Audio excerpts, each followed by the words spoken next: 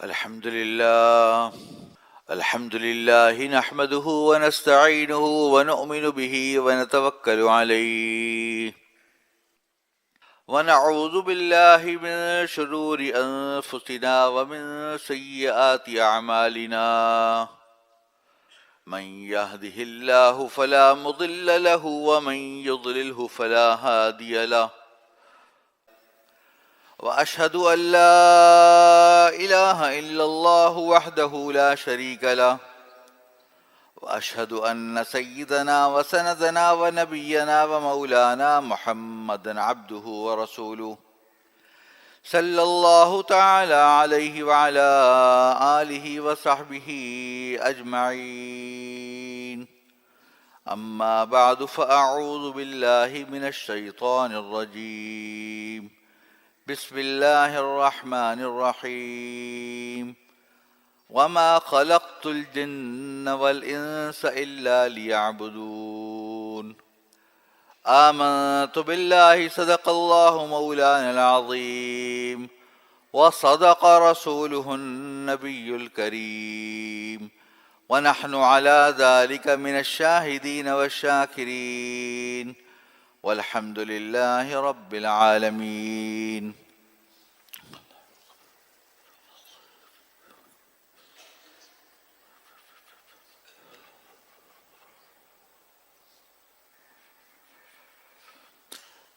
بزرگان محترم اور برادران عزیز، السلام علیکم ورحمۃ اللہ وبرکاتہ. آج حضرت والد ماجد مدظلہم سفر پر ہیں، اس لیے آج جمعے کے لیے بندہ حاضر ہوا ہے.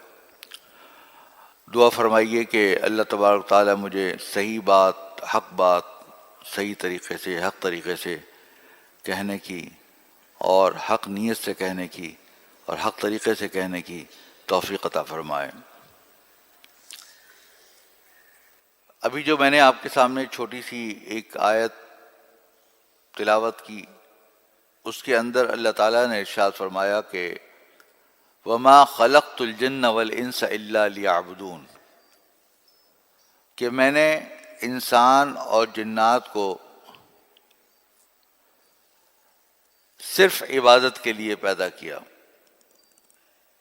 تمام انسان، جنات، ان تمام لوگوں کو جو مقصود اصلی ہے ان کی پیدائش کا، وہ ہے عبادت. لہذا ہمیں یہ غور کرنا چاہیے، یہ غور و فکر کرنا چاہیے، اپنا محاسبہ کرنا چاہیے، اپنا جائزہ لینا چاہیے کہ جس مقصد کے لیے ہمیں پیدا کیا گیا تھا ہم اس کو کس حد تک پورا کر رہے ہیں.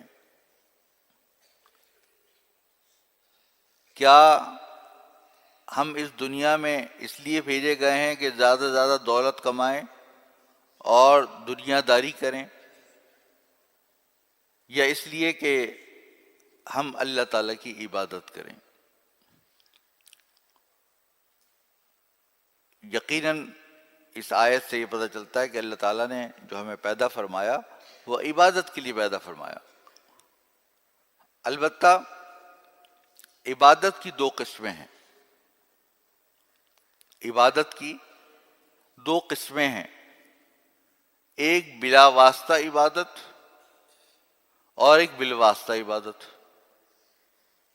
یعنی کہ جو ایک براہ راست عبادت ہے اور دوسری جو کسی واسطے کے ساتھ عبادت ہے. جیسے نماز، روزہ، حج، زکوٰۃ اور سب سے پہلے ایمان. یہ جو عبادت ہے یہ سب سے اول اور سب سے پہلی عبادت ہے، اور یہ عبادت براہ راست عبادت ہے، بلا واسطہ عبادت ہے. یہ کوئی دنیا داری نہیں ہے، یہ عبادت ہے۔ لیکن اگر کوئی انسان کوئی کسب حلال کرتا ہے، کوئی مخلوق خدا کی خدمت کرتا ہے، تو اگر اس کی نیت اچھی ہے تو وہ بھی عبادت بن جائے گی، وہ بھی عبادت بن جائے گی۔ لیکن وہ عبادت ان عبادتوں کے بعد ہے۔ جیسے میں نے آپ کو پچھلی دفعہ جمعہ کو یہ ذکر کیا تھا کہ طلب کسب الحلالی فریضۃ من بعد الفرائض، کہ حلال روزی تلاش کرنا یہ بھی ایک فریضہ ہے، لیکن دوسرے فرائض کے بعد۔ دوسرے فرائض سے مراد وہ فرائض جو بلا واسطہ اور براہ راست فرائض ہیں، جیسے نماز، روزہ، حج، زکوٰۃ وغیرہ۔ تو اگر حلال روزی اگر انسان کمائے گا اچھی نیت کے ساتھ اور جائز اور حلال طریقے کے ساتھ تو وہ عبادت بن جائے گی۔ لیکن وہ عبادت کرنے کا مطلب یہ نہیں ہے کہ جو براہ راست عبادتیں ہیں وہ چھوڑ دے۔ اب ایک آدمی مثال کے طور پہ کوئی ڈاکٹر ہے، کوئی طبیب ہے، وہ لوگوں کو علاج معالجہ کرتا ہے، لوگوں کی خدمت کرتا ہے، لوگوں کی تکلیفیں دور کرتا ہے، تو وہی کہتا ہے کہ بھئی خلق خدا بھی تو ایک عبادت ہے، لہذا میں صرف یہی کام کرتا رہوں گا، باقی ہے کہ نمازیں وغیرہ میں نہیں پڑھوں گا، یا میں حلال روزی کما رہا ہوں تو وہ بھی تو ایک عبادت ہے، لہذا میں وہ عبادت کرتا رہوں گا، لیکن نماز نہیں پڑھوں گا، روزہ نہیں رکھوں گا، حج اور زکوٰۃ ادا نہیں کروں گا، چونکہ میں ویسے ہی اتنی زیادہ مخلوق کی خدمت کر لیتا ہوں۔ تو کیا یہ جائز ہوگا؟ یہ جائز نہیں ہوگا۔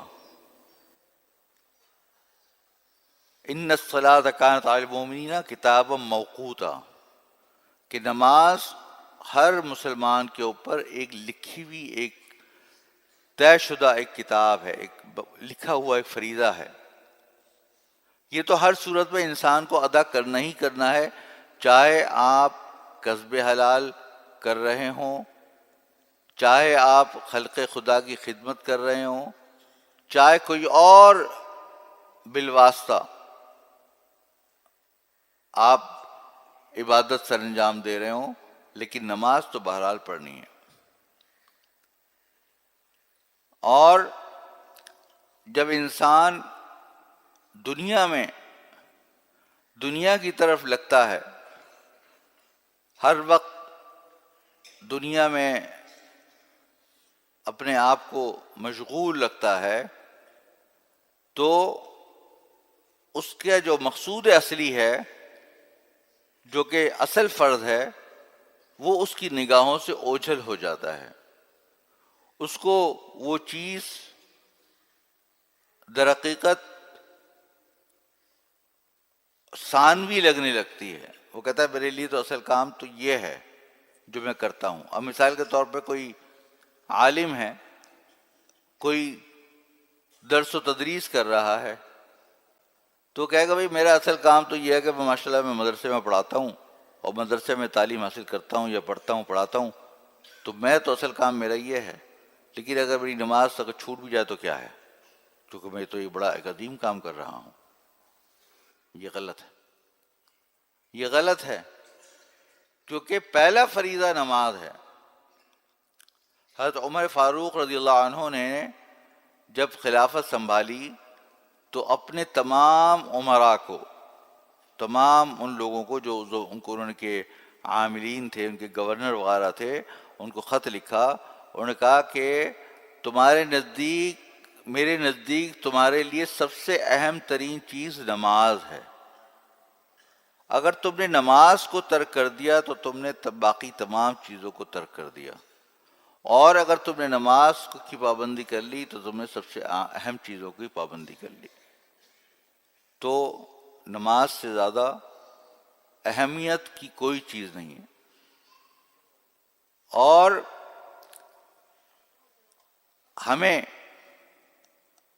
ہم بعض اوقات خود نماز پڑھتے ہیں، لیکن بعض اوقات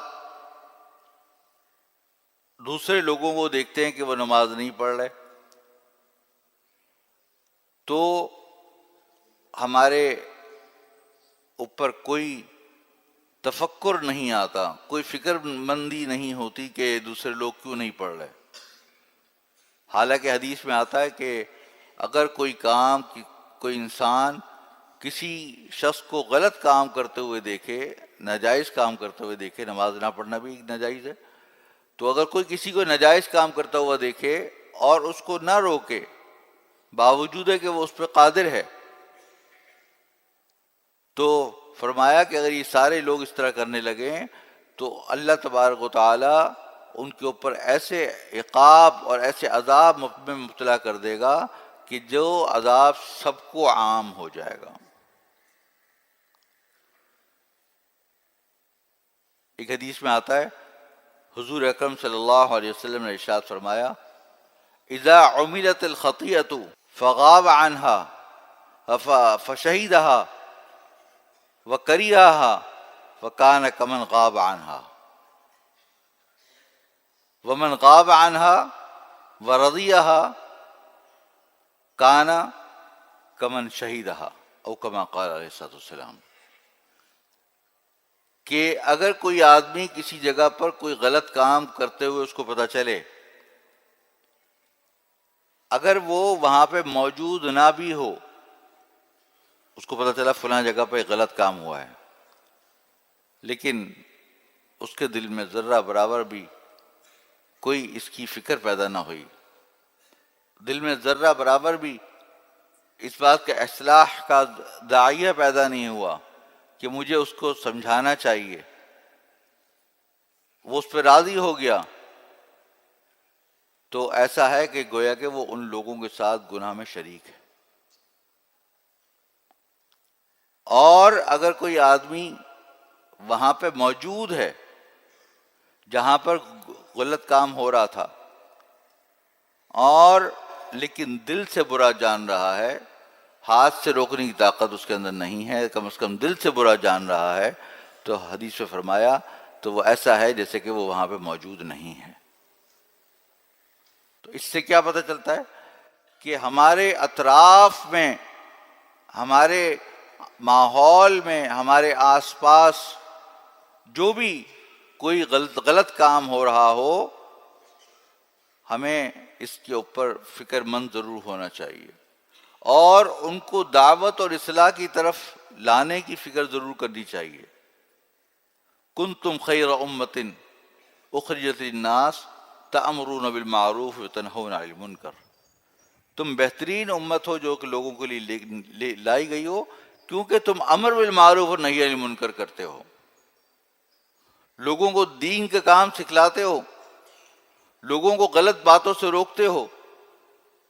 تو اگر تم لوگوں کو نہ روکو تو فرمایا کہ تم پھر خیر امت نہیں رہو گے، تم بدترین ہو جاؤ گے. چنانچہ حدیث میں آتا ہے کہ حضور اکرم صلی اللہ علیہ وسلم نے ارشاد فرمایا کہ بنی اسرائیل کے اندر جب کوئی لوگ غلط کام کرتے تھے تو بعض اوقات ایسا ہوتا تھا کہ جو ان میں کوئی نیک آدمی ہوتا تھا وہ ان کو پہلی دفعہ منع کر دیتا تھا کہ بھئی دیکھو یہ کام مت کرو، لیکن وہ کام نہیں چھوڑتے تھے، تو وہ دوسری مرتبہ انہی کے ساتھ بیٹھتا رہتا تھا اور پھر راضی ہو جاتا تھا، یہاں تک کہ وہ کام کرتے رہتے تھے.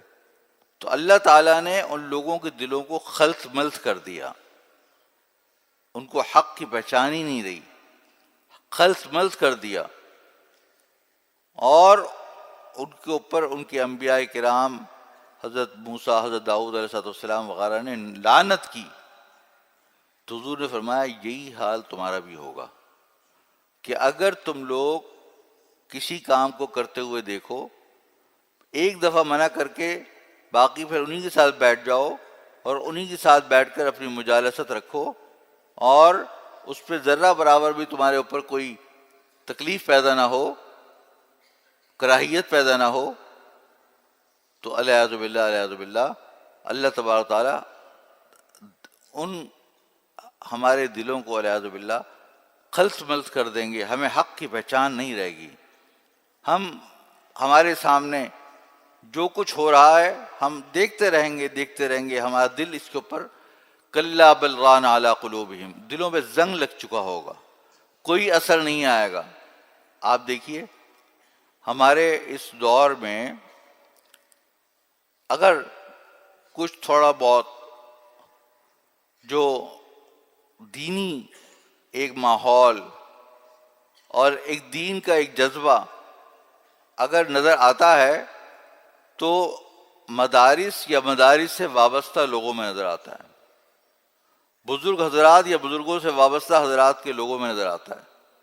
لیکن آپ ذرا سا ایسی جگہوں پہ جائیے، چاہے پاکستان میں ہی کیوں نہ ہو، آپ ایسی جگہوں پہ جائیے جہاں پہ مدارس اور مساجد نہ ہوں، جہاں پہ علماء کرام اور بزرگ حضرات نہ ہوں، وہاں پہ حالات دیکھیے کہ کس قدر الیاذ باللہ کس قدر لوگ گناہوں میں مبتلا ہو چکے ہیں۔ یہاں تک کہ ہم اپنے بچوں کو ایسے اسکولوں میں داخل کرتے ہیں کہ جہاں پر صبح کو ابتدا قرآن کریم کے بجائے ڈانس اور گانے سے کی جاتی ہے، جن کو خدا اور رسول پڑھانے کے بجائے ان کو ایتھیزم کہ کوئی خدا نہیں ہے یہ پڑھایا جاتا ہے اور یہ سکھلایا جاتا ہے، جہاں باہم الیاذ باللہ شراب اور نشاور چیزوں کی محفلیں ہوتی ہیں۔ یہ ہمارے معاشرے میں سب جگہ عام ہو چکا ہے۔ اور آپ دیکھیے ہمارے معاشرے میں اور کتنی چیزیں عام ہو گئی ہیں، کرپشن، خیانت، جھوٹ بولنا، لوگوں کے ساتھ بد عہدی کرنا، چغل خوری کرنا،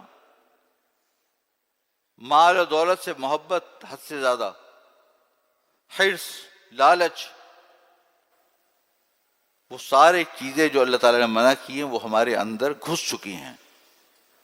لیکن جو لوگ نیک ہیں وہ دوسروں کو تلقین ہی نہیں کرتے،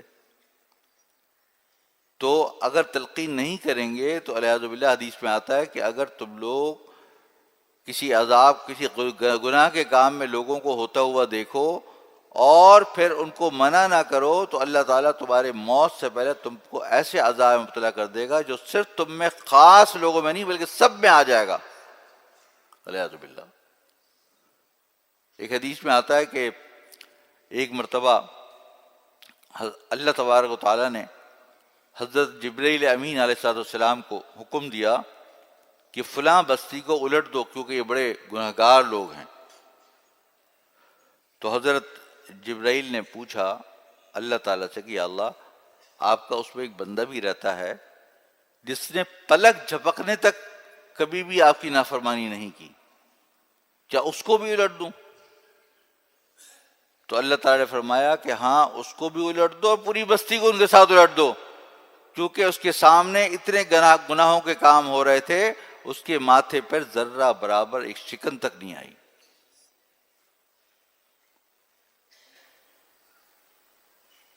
تو یہ اب ہم سب لوگوں کے لیے ایک اہم بات ہے۔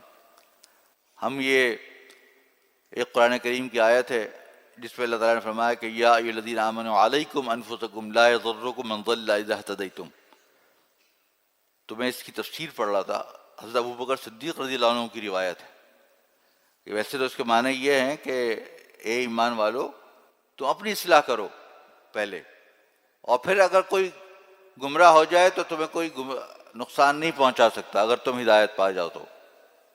لیکن حضور انہوں نے یہ کہا، حضرت ابوبکر صدیق نے کہا کہ میں نے ساتھ ساتھ حضور پاک صلی اللہ علیہ وسلم نے یہ بھی سنا ہے کہ اصلاح کے اندر یہ بھی داخل ہے، نیک عمل کے اندر یہ بھی داخل ہے کہ تم امر بالمعروف اور نہی عن المنکر کرتے رہو. یعنی اپنی اصلاح کرنے میں صرف یہ نہیں کہ اپنی اصلاح کرے، بلکہ اصلاحی نیک کاموں میں یہ بھی داخل ہے کہ آپ امر بالمعروف اور نہی عن المنکر کریں. یہ بھی ایک نیک عمل ہے جو کہ آپ کو جاری رکھنا ہے. ایک حدیث میں آتا ہے، حضرت انس رضی اللہ عنہ کی حدیث ہے کہ انہوں نے حضور اکرم صلی اللہ علیہ وسلم سے کہا کہ یا رسول اللہ، ہم تو گناہ کرتے ہیں، تو کیا پھر بھی ہم امر بالمعروف نہی عن المنکر کریں، یا جب تک سارے گناہ ترک نہ کر دیں اس وقت تک ہم امر بالمعروف اور نہی عن المنکر نہ کریں؟ حضور نے فرمایا کہ اگرچہ تم سارے گناہ نہ چھوڑو تب بھی امر بالمعروف اور نہی عن المنکر کرتے رہو. تو اس کا کیا مطلب ہے؟ مطلب یہ ہے کہ دیکھیں، جب انسان، ہم جیسے لوگ جو کمزور ہیں، ہر انسان کمزور ہے، کلو بنی آدم خطاؤن و خیر الخطائین التوابون، ہر سے غلطی ہوتی ہے. تو جب آپس میں مذاکرہ نہیں کرے گا، فذکر فإن الذکریٰ تنفع المؤمنین، کہ جب اس کا تذکرہ نہیں کرے گا، نصیحت نہیں کرے گا، تو اس کے دل میں خود ایک خیال پیدا کیسے ہوگا کہ میں غلط کام کر رہا ہوں. اب اگر مثال کے طور پہ میں تقریر کروں کہ بھئی فلاں کام ناجائز ہے، اور خدا نہ خواستہ وہ کام میں خود کرتا ہوں، تو سب سے پہلے مجھے اس بات کی ایک شرم و حیا تو آئے گی، میرا ضمیر تو جاگے گا کہ میں ایک ایسی چیز کی تلقین کر رہا ہوں جو خود میں نہیں کر رہا. چنانچہ بزرگوں نے لکھا ہے، میں نے حضرت مولانا مفتی رشید احمد صاحب رحمہ اللہ کا یہ سنا تھا کہ وہ فرماتے تھے کہ جس چیز کے اندر میں اپنے عمل کے اندر کمزوری محسوس کرتا ہوں اس چیز کے اوپر وعظ کر دیتا ہوں تاکہ مجھے خود استحضار ہو جائے، تاکہ مجھے خود یاد آ جائے، تاکہ میں خود اس پر عمل کر سکوں. تو لہذا جو ہم باتیں کر رہے ہیں وہ در حقیقت ہم اپنے لیے بھی ہیں اور سب کے لیے ہیں. تو بات دراصل یہ ہے کہ دیکھیں، اب یہ شعبان کا مہینہ ہے. اللہ تبارک و تعالیٰ نے اس مہینے کو رجب سے حضور پاک صلی اللہ علیہ وسلم اس کا انذار کیا کرتے تھے اور یہ دعا مانگا کرتے تھے، اللہم بارک لنا فی رجب و شعبان وبلغنا رمضان، کہ اے اللہ ہمارے لیے رجب اور شعبان میں برکت دے دیجئے، یعنی عمر میں برکت دے دیجئے کہ ہم رمضان پالیں. کیوں؟ اس لیے کہ یہ رمضان کا جو مہینہ آنے والا ہے یہ انتہائی اہم مہینہ ہے. یہ ان عبادات میں سے ہے جو بلا واسطہ عبادت ہیں، براہ راست عبادت ہیں. روزہ رکھنا براہ راست عبادت ہے. آپ کسی اور مہینے میں روزہ رکھیں لیکن جو رمضان کے روزے کا ثواب ہے وہ نہیں ملے گا آپ کو. رمضان کے جو فریضے کا ثواب ہے وہ نہیں ملے گا، نفلی ثواب کو مل جائے گا، لیکن جو فرض کا ثواب ہے وہ رمضان کے مہینے میں ہی روزہ رکھے. کوئی آدمی کہہ نہیں یار رمضان میں مہینے میں گرمی بہت ہو رہی ہے، میں ابھی جو ہے نا انشاءاللہ جب سردی آئیں گی اطمینان سے رکھ لوں گا بعد میں. یہ کوئی تعداد پوری کرنے کی بات نہیں ہے بلا وجہ میں. ہاں ٹھیک ہے، کوئی مریض ہے اس کو ڈاکٹر نے منع کر دیا، یا سفر میں ہے، یا کوئی اور وجہ ہے جس کی جو شرعی عذر ہے تو الگ بات ہے، لیکن ویسے کوئی انسان روزہ نہیں چھوڑ سکتا. تو یہ بلا واسطہ عبادت. کوئی آدمی کہتا ہے میں بڑا مجبور ہوں کیونکہ مجھے محنت مزدوری کرنی پڑتی ہے، صبح دوپہر شام میں مزدوری کرتا ہوں، میں حلال کمائی کرتا ہوں تو میں روزہ نہیں رکھ سکتا. تو یہ اس کے لیے کوئی جواز کی وجہ نہیں. الحمد للہ بہت سارے ایسے لوگ ہیں جو کوئی جگہ نوکری کرتے ہیں اور صرف نوکری کرنے کی وجہ سے روزہ نہیں رکھتے. یہ غلط ہے. یہ دیکھیں، ہم پورے سال دنیا داری میں لگے ہوئے ہیں. 12 مہینے ہیں، 11 مہینے ہمارے پورے دنیا داری میں لگے ہوئے ہیں. ایک مہینہ اللہ تعالیٰ نے ہمیں دیا کہ تمہارے لیے لوٹنے کا زمانہ ہے.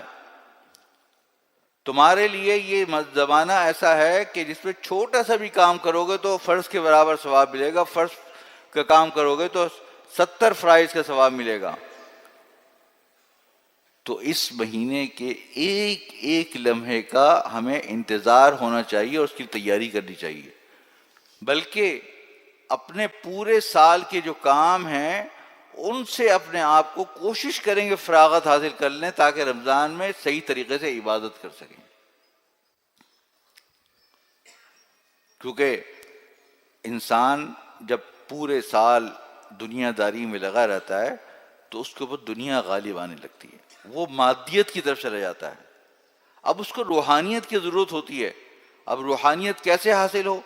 روحانیت ایسے حاصل ہوگی کہ ایک بندہ اللہ تبارک و تعالیٰ کے تمام احکامات کو بجا لائے، روزہ رکھے۔ اب روزہ رکھنے کا مطلب یہ تو نہیں ہے کہ خالی انسان کھانا پینا اور بعض چیزوں سے رک جائے، بلکہ روزہ کیا ہے؟ تمام گناہوں سے رکنا۔ حدیث میں فرمایا کہ بہت سارے لوگ ایسے ہوتے ہیں کہ جن کے لیے روزہ سوائے فاقے کے کچھ نہیں ہوتا۔ کیوں؟ اس لیے کہ روزہ رکھ لیا لیکن وہ سارے گناہ کا کام کر رہے ہیں، بدنگاہی کر رہے ہیں، غلط وقت ضائع کر رہے ہیں، غلط چیزیں دیکھ رہے ہیں، غلط کام کر رہے ہیں، ناجائز کمائی کر رہے ہیں، اسی میں رشوت لے رہے ہیں، اسی میں سب کر رہے ہیں، تو پھر روزے کا کیا فائدہ؟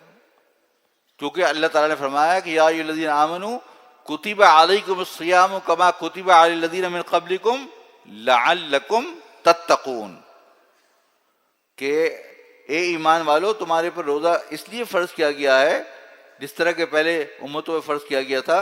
کیوں؟ تاکہ تم تقوی حاصل کرو۔ تو تقوی کیسے حاصل ہوگا؟ گناہوں کو چھوڑ کر۔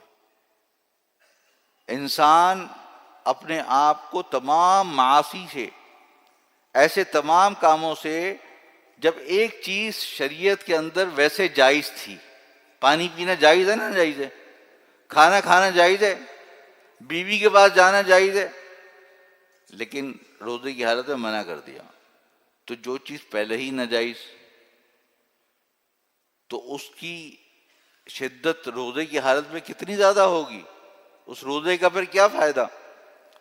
اور جب اللہ تعالیٰ نے نیکیوں کی اتنی زیادہ اس کی اہمیت بڑھا دی رمضان کے اندر کہ اگر تم فرض کرو گے، فرض نماز پڑھو گے یا فرض کام کرو گے تو 70 فرائض کے برابر ثواب ملے گا، اور اگر تم کوئی نفلی کام کرو گے تو فرض کے برابر ثواب ملے گا۔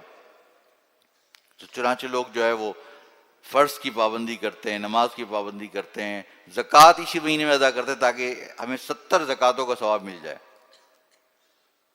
اور صدقہ اور خیرات کی کوشش کرتے ہیں تاکہ ہمیں زیادہ سے زیادہ ثواب ملے۔ اب آپ کو پتہ ہے کہ رمضان شریف میں انسان تراویح پڑھتا ہے، اور تراویح کے اندر آدمی 20 رکعت تراویح ہے، 20 رکعت تراویح کے اندر کتنی مرتبہ سجدہ کرتا ہے؟ 40 مرتبہ سجدہ کرتا ہے، 40 مرتبہ سجدہ کرتا ہے۔ اور سجدہ کیا چیز ہے؟ سجدہ اللہ تعالیٰ کی بندے کی ایک معراج ہے۔ بندے کے لیے کیا ہے؟ ایک معراج ہے۔ اور انسان، قرآن کریم میں اللہ تعالیٰ نے فرمایا، بڑی عجیب آیت ہے، اگرچہ آیت سجدہ ہے اور آپ جو بھی سنے تو اس کو سجدہ بعد میں کر لے، وہ یہ کہ اللہ تعالیٰ نے فرمایا کہ وَاسْجُدْ وَاقْتَرِب، فَاسْجُدْ وَاقْتَرِب، کہ تم سجدہ کرو اور قریب آ جاؤ۔ یعنی کہ سجدہ اللہ تعالیٰ کا، یعنی کہ یہ ایک آپ لوگ جو نحو پڑھے ہوئے ہیں تو ایک شرط و جزا پڑھتے ہوں گے نا، تو ایک لفظ فسجد، دوسرا وقترب، کہ سجدہ کرو، اس کی جزا کیا ہے کہ میرے قربت حاصل کر لو، سجدہ کرو اور قربت حاصل کر لو۔ تو انسان جب 40 بار سجدہ کرے گا تو 40 مرتبہ اللہ تعالیٰ کے قریب جائے گا، اللہ تعالیٰ کی قربت نصیب ہوگی۔ اور رمضان کے مہینے میں جب کوئی ایک نیک کام کرے گا تو کس قدر ثواب ملے گا، اس کو کس قدر ثواب ملے گا کہ نفلی تراویح یا سنت ہے اس کو فریضے کے برابر ثواب ملے گا، گویا کہ اس نے ہر روز 20 فرض ادا کر لیے، تو کتنا ثواب۔ اور پھر یہ مہینہ قرآن پاک کے نزول کا مہینہ آئے گا، تو اس میں ہمیں قرآن کریم کی طرف متوجہ ہونا چاہیے۔ حدیث میں آتا ہے کہ ایک ایسا زمانہ آ جائے گا کہ اسلام کا صرف اسلام باقی نہیں رہے گا مگر صرف اس کا لفظ باقی رہ جائے گا، استغفر اللہ۔ اور فرمایا کہ قرآن باقی نہیں رہے گا مگر صرف اس کے الفاظ باقی رہ جائیں گے۔ اب آپ دیکھیے، ہم قرآن کو پورے سال طاق میں سجا کے رکھتے ہیں اور پڑھتے نہیں ہیں۔ اللہ تعالیٰ نے کیا ہمیں لکھ کے بھیجا، کیا ہمیں پیغام دیا، کیا ہدایت دی، ہم لوگوں کو اس کی کوئی فکر نہیں۔ اگر ہمارے پاس کوئی بادشاہ کا پیغام آ جائے تو ہم تو اس کو سب سے پہلے کھول کے پڑھیں، لیکن ہم نے تو اس لیے رکھ لیا کہ بھئی چلو کوئی آدمی جب رخصتی ہو رہی شادی میں دلہن میں تو اس کے سر کے اوپر قرآن پاک کے سائے میں رخصت کر دیا، اور اچھا سے خوبصورت سا شاندار سے قرآن پاک اس کو جہیز میں دے دیا بس، یا اس کو بس گھر میں رکھا ہوا ہے، اس میں مٹی دھول آ رہی ہے، کھول کے ہم تھوڑا سا بھی قرآن پاک نہیں پڑھتے۔ تو یہ کیا ہے؟ یہ وہی تو ہے حضور پاک صلی اللہ علیہ وسلم نے جو فرمایا کہ ایک زمانہ ایسا آ جائے گا کہ قرآن کے الفاظ رہ جائیں گے، اس کتاب رہ جائے گی، لیکن کتاب کو پڑھنا، اس پہ عمل کرنا، یہ ہم سب لوگ بھول جائیں گے۔ تو بھائی یہ مہینہ ایسا ہے کہ اس میں اپنے آپ کو دوبارہ سے ہمیں غور کر کے شروع کرنا ہے۔ انسان کا کوئی وقت، کہ مسلمان کی کوئی لمحہ کوئی دیر نہیں ہوتی۔ انسان ابھی ارادہ کر لے، ابھی توبہ کر لے، ابھی ندامت کر لے، تو اللہ تبارک تعالیٰ اس کے سابقہ سارے گناہوں کو معاف کر دیں گے۔ اور ابھی سے ارادہ کر لے اور دعا کر لے اللہ میاں سے کہ یا اللہ میرے پروردگار میں بہت کمزور ہوں، مجھ سے آپ میری مدد فرما دیجیے، تو اللہ تعالیٰ دعا تو کر ہی سکتے ہیں نا۔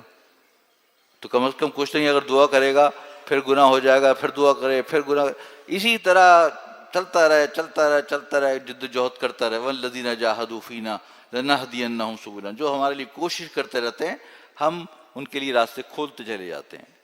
تو کبھی بھی اس مجاہدے کو، اس جہد کو ترک نہیں کرنا، اس لگن میں لگے رہنا ہے۔ شیطان آئے گا، نفس آئے گا، بہکائے گا، دوبارہ جانا ہے، دوبارہ جانا ہے، دوبارہ جانا ہے، دوبارہ جانا ہے، اس طرف متوجہ ہوتے رہنا ہے۔ اور خاص طور پہ جب یہ ایام آئیں تو ان ایام کو خاص طور پر اپنے لیے ان حضرات کے ساتھ گزاریے کہ جن کے اندر اللہ تعالیٰ نے جن کو صدیقین میں شمار فرمایا ہے، جو لوگ نیک ہیں، اپنے علم و عمل کے لحاظ سے نیک ہیں، سچے ہیں، پکے ہیں، ان کے ساتھ اپنے اوقات کو گزاریں۔ تو اللہ تعالیٰ ہم سب کو اس کی توفیق عطا فرمائے۔ اللہ تبارک تعالیٰ ہمیں دین و دنیا کی کامیابیاں عطا فرمائے، اور آگے جو رمضان اور جو بھی مہینے آنے والے، شعبان کے مہینے میں فضائل ہیں بہت روزے کے۔ حدیث میں آتا ہے کہ حضور پاک صلی اللہ علیہ وسلم رمضان کے علاوہ جتنے زیادہ روزے شعبان میں رکھا کرتے تھے اتنے کسی اور مہینے میں نہیں رکھتے تھے۔ تو شعبان کے اندر روزے رکھنا بہت، تو ہم سب کو ان چیزوں پہ سوچنا ہے کہ ہم اپنے لیے بھی سوچیں، دوسروں کے لیے بھی سوچیں، اور دوسرے کو کبھی بھی غلط کام کرتے ہوئے دیکھیں تو ایک بات یاد رکھیے کہ حضور نے فرمایا کہ کم از کم دل سے برا جانا یہ ایمان کا کم ترین حصہ ہے۔ اگر ہم یہ بھی نہ کریں تو الیاذ باللہ ہم کہاں ہوں گے۔ تو یہ ضرور یاد رکھیے کہ زبان سے کہہ دو، ہاتھ سے منع کر دو، ورنہ کم از کم یہ کہ دل سے برا ضرور جانو۔ یہ بڑی اہم ترین باتیں ہیں جو کہ ہمیں ہمیشہ یاد رکھتی ہیں۔ اور آج ہمارے زوال کا سبب یہی ہے کہ ہمارے آس پاس برے کام ہو رہے ہیں اور ہمیں پتہ چلتا ہے لیکن ہمارا دل راضی رہتا ہے۔ تو حضور نے فرمایا کہ اگر ایسی صورت ہے تو ایسا ہے کہ تم میں شریک ہو گئے۔ ہمیں دل سے برا جاننا چاہیے کہ یہ غلط کام ہو رہا ہے، اس کی اصلاح کی فکر کرنی چاہیے، دعوت کا پیغام عام کرنا چاہیے، تبلیغ کا پیغام عام کرنا چاہیے۔ تو اس میں اللہ تبارک تعالیٰ ہمیں کوشش عطا فرمائے۔ وقت ختم ہو گیا، تو انشاءاللہ دعاؤں کی درخواست ہے آپ تمام حضرات دعا فرمائے کہ اللہ تبارک تعالیٰ ہم سب کو ان تمام باتوں پہ خیریت کے ساتھ عمل کی توفیق عطا فرمائے، اور رمضان مبارک کو عافیت کے ساتھ اور خیریت کے ساتھ آسانی کے ساتھ یا اللہ عبادتوں کے ساتھ یا اللہ ہمیں صحیح طریقے سے انجام دینے کی توفیق عطا فرمائے۔ وآخر دعوانا الحمدللہ رب العالمین۔